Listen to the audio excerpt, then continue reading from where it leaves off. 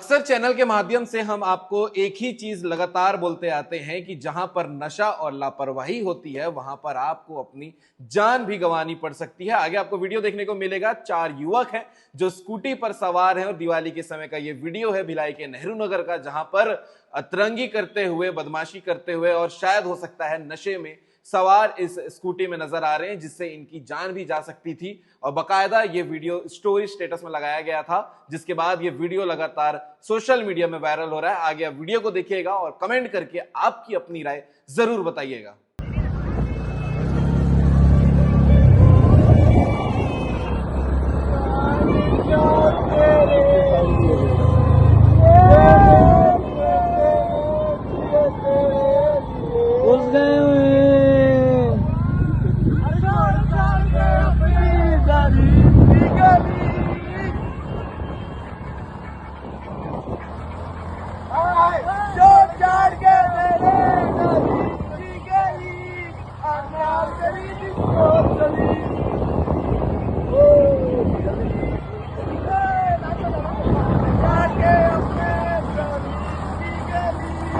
Anarkali